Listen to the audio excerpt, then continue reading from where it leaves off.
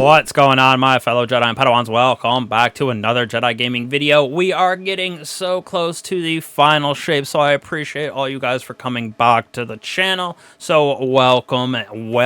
Today we're going to be covering a solar Warlock build for that nice Onslaught mode, taking it into Legendary with ease, as well as that normal mode, creating some infinite heavy for your fellow teammates, as well as infinite special ammo for you, using the Cenotaph exotic helmet for our Warlock. Pairing that with, well, we get some insane synergy with our team, especially if we got something like a tether in there, as well as I was going through with an arc Warlock, so this was insane. They were just ripping rockets and heavy the entire time. So we have high priority right here on our helmet, which is steadily reloads a portion of your equipped trace rifle from magazine reserves, and we damage vehicles, bosses, or champions with a trace rifle. It marks them as a priority target. When one of our allies defeats that target, we get special ammo to drop and they get heavy. So it is the ability for us to create infinite heavy drops for our allies, as well as that special ammo which replenishes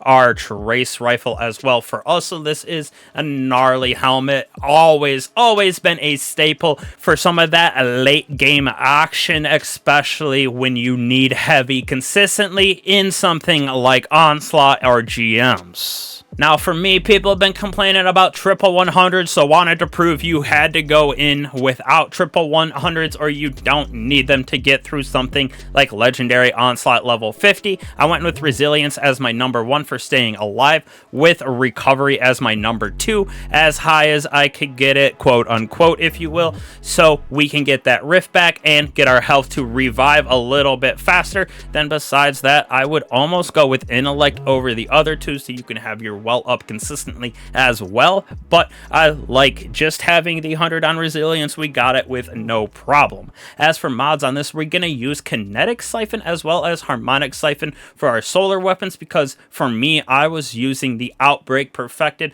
Absolutely nutty. Crafted it. It is just a killer weapon, so it is going to be amazing to have in the future, as well as Harmonic for our other two weapons, with Heavy Ammo Finder for me, so I could personally get a little bit of extra within those waves of enemies, so I wasn't running out of my LMG, rocket, whatever. On top of that, we're going to be using Impact Induction, so when we cause damage with our melee, we're going to get our grenade back. Also, when we cause damage with our melee, we're going to get our rift, and then when we cause damage with our grenade, we're going to get our melee, so a little internal feedback loop right here, allowing us to spam melee, grenade, as well as our class ability. Now, we were going up a bunch of Fallen inside of the Onslaught, so I went with double arc resistance as well as solar. You could switch this out. On that last round, I was going up against an ogre instead of solar. I had void on for this one, so totally depends on the enemies you're going up to.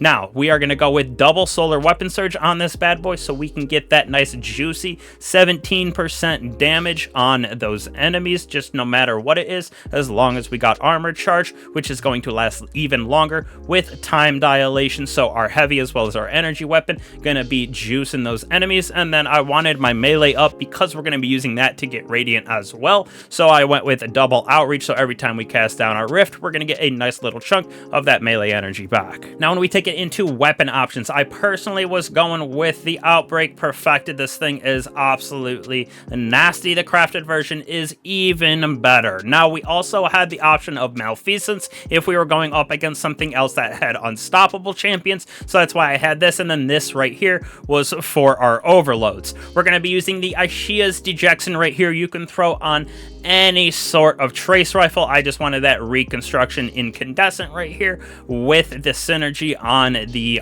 solar subclass, and this is what I was using most of the time, so we could get those defeats on those nice strong enemies, so we can get a bunch of heavy and special ammo for everybody. Now, for heavies, I went with this when we were in the DPS phase of things, reconstruction Destruction bait and switch with that boss spec. Definitely a good, if not one of the best rockets in the game for that little bit of extra damage with a bait and switch. Plus we get 2 in the chamber, and then when I was clearing ads, I went right here with Feeding Frenzy Incandescent with that major spec on it, so we could get some of those yellow and orange bars down a little bit easier. Definitely was better for the ad clear with fixed odds, and then Apex was definitely better for the DPS. Now, when we move on to our artifact right here, definitely we're going to need our Overload Pulse for our Outbreak Perfected.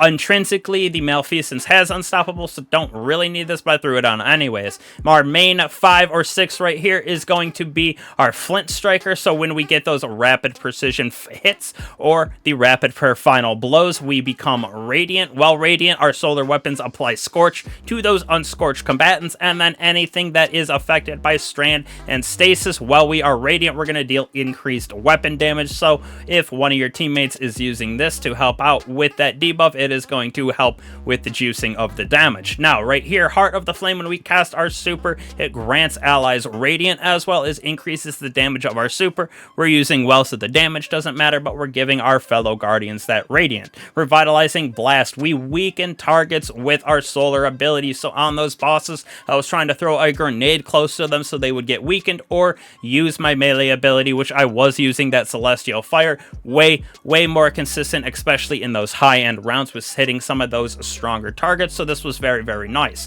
On top of that, went with Wished into Being. Well, our super was almost full. We created even more Orbs of Power with this build via the ability Final Blows, so it was able to get our armor charge up for that damage on the surges on our boots, as well as get our super back. And then last but not least, Rays of Precision. Well, Radiant, those solar precision final blows cause ignition, so the solar synergy of this artifact is absolutely disgusting this season, and these right here are definitely your main 6 that you want to go for. Now, last but certainly not least, we're going to be using our Well of Radiance, of course, to stay alive with. I went with Healing Rift, Balance Glide, and then, like I said, Celestial Fire right here, so we were able to more consistently hit targets at a longer range to get some of our mods right here in Fragments to proc, as well as our armor mods with Impact Induction and such, plus with our abilities in the artifact with that Revitalizing Blast. It allows us to weaken way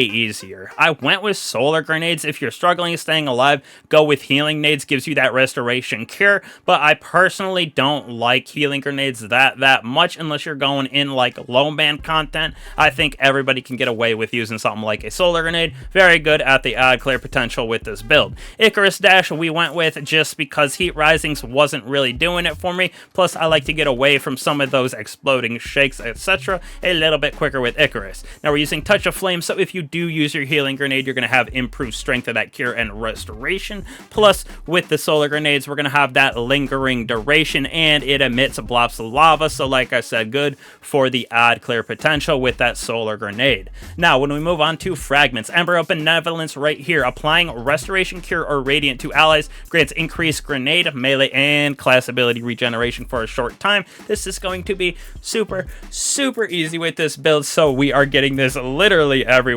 with the Radiant on our weapons, as well as with the Radiant you will see in a second being caused by Ember of Torches. Powered melee attacks make us and nearby allies Radiant, so we're getting this to help us to proc Benevolence. On top of that, we got Ember of Imperience, so solar weapon Final Blows or ability Final Blows extend the duration of that restoration and Radiant, so the matches made in heaven between those 3. And last but not least, Soulless helping us again with Radiant and Restoration proc to be up even longer, so we're going to get Restoration, Radiant very easy, as well as Cure with this build, especially if you're using something like a Healing Grenade. Getting these to extend and proc is even easier, so this build, like I said, went through easily through that level 50 in the Legend Onslaught, with my allies being able to literally just use rockets almost consistently. One had a Thunderlord on as well with an Arc Warlock. They were absolutely melting ads with the Arc Souls as well as that Heavy on there, so it is a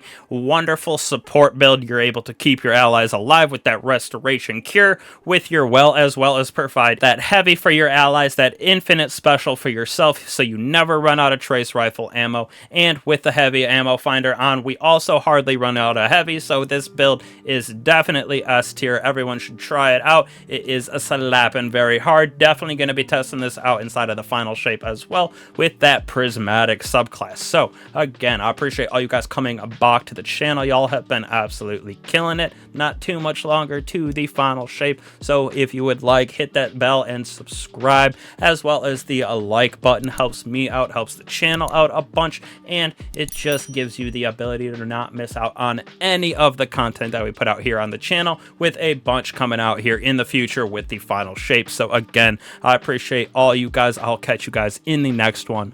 Peace.